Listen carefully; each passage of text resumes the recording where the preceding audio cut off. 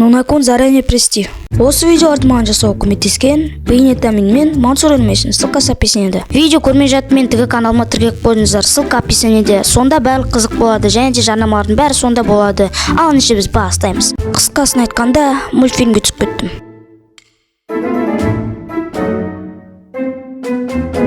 Ол күні мен бір нәрсе қарап отырдым. Жатып қарадым, сілап қарадым, күліп қарадым. Және де сіздер ойлайтын шығарсыздар, мен не қарадым деп. Я мен мультфильм қараған болатын. Жол прям өте ұзақ қарадым. Және де осыдан кейін не болатын білесіздер.